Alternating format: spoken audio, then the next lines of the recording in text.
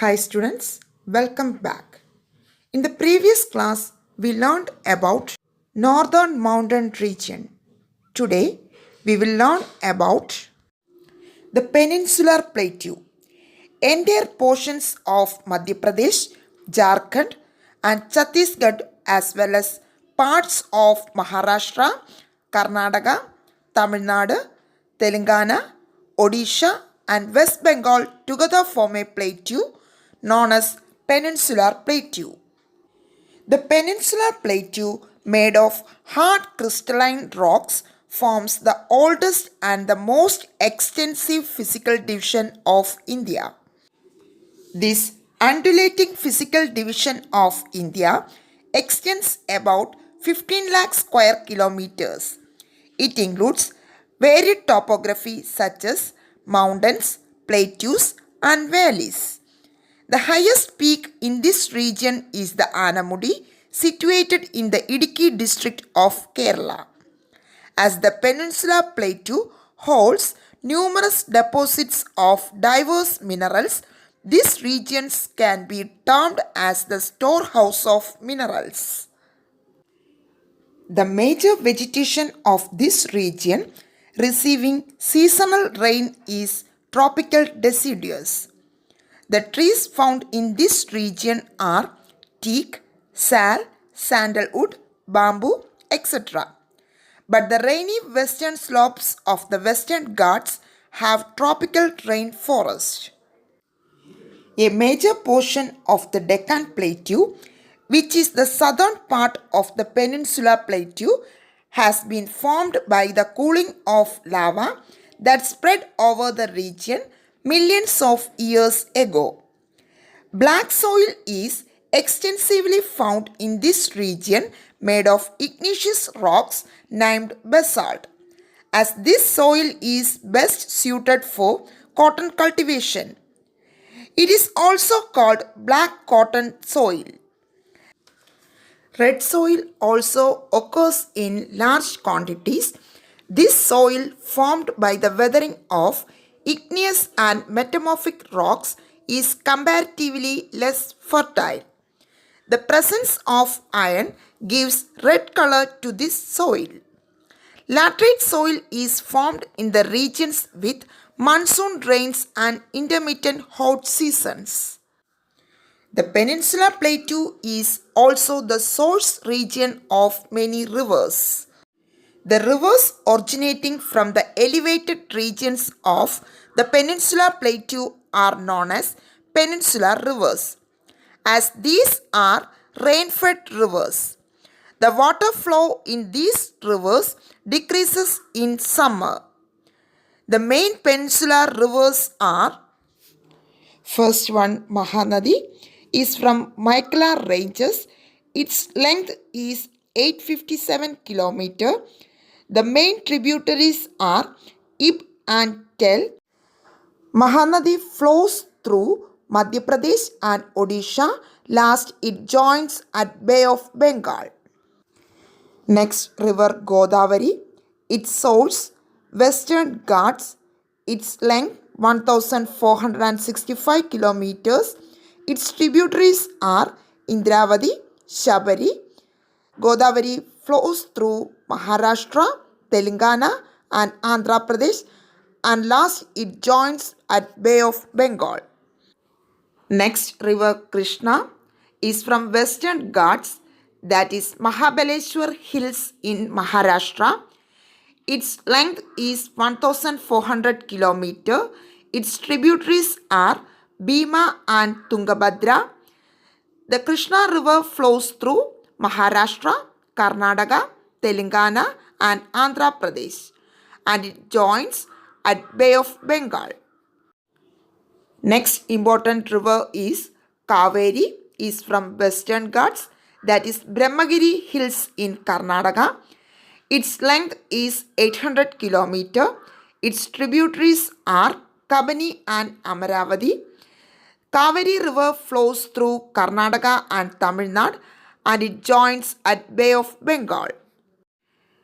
Next important river is Narmada from Mycala Ranges, that is in Chhattisgarh. Its length is 1312 kilometers. Its tributaries are Hiran and Benchan.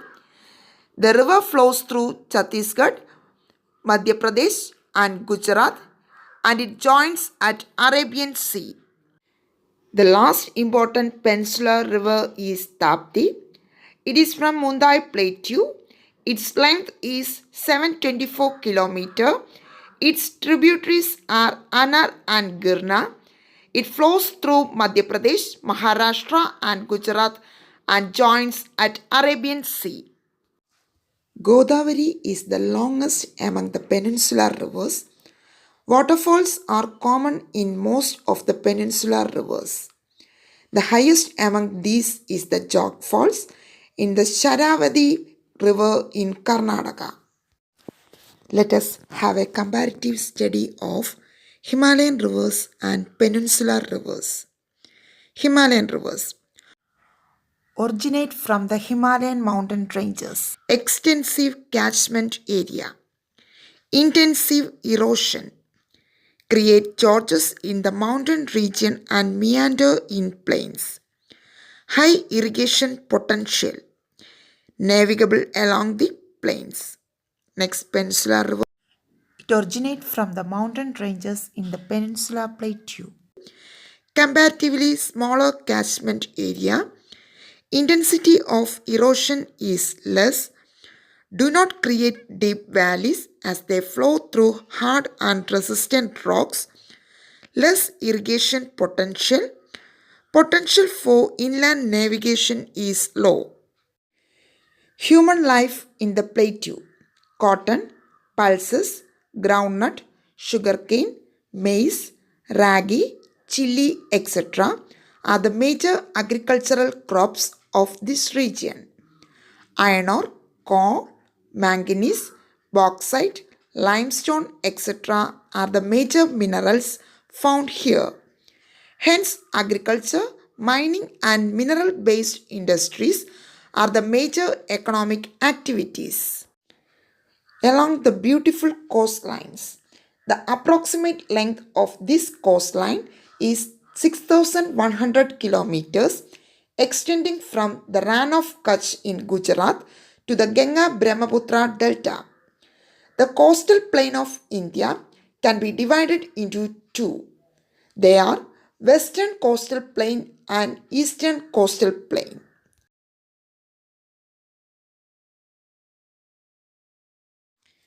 Western Coastal Plain. It is in between Arabian Sea and the Western Ghats. That is from the Rann of Kutch to Kanyakumari. It is comparatively narrow. It can be divided into Gujarat coast, Konkan coast and Malabar coast. Backwaters and estuaries are seen in this coast. Next, Eastern Coastal Plain. It is situated in between the Bay of Bengal and the Eastern Ghats, that is from the Sundarban Delta to the Kanyakumari. It is comparatively wide, can be divided into North Sirkar Plain and Coromandel Coast. Delta formation takes place in the Eastern Coastal Plain. Next, human life along the coast. Fishing is the main occupation of the people in the coastal plains. Tourism also has great possibilities here. Rice and coconut are the major agriculture crops along the west coast. Rice is extensively cultivated in the basins of the Mahanadi, Godavari, Krishna and Kaveri along the east coast. Next, two Awaron Islands. The Lakshadweep Islands are situated in the Arabian Sea at a distance of about 300 kilometers offshore from Kochi. There are 36 islands in this island group, of which only 11 are inhabited. Bangaram, Kadamat, Minikoi, Kavaratti, Agatti, Androth, Kalpani, Amini Divi, Chetlath, Bitra and Kiltan are the major islands. Kavaratti is the capital of Lakshadweep. Lagoons, sandy beaches, and coral reefs are the specialities of the Lakshadweep Island group. People depend largely on sea for their sustenance as agriculture is sparse here. Fishing and tourism are the major sources of income.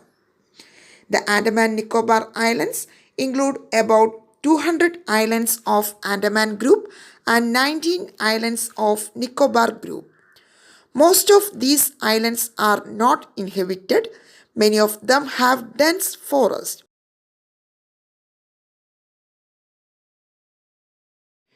The only volcano in India is situated in the barren island here.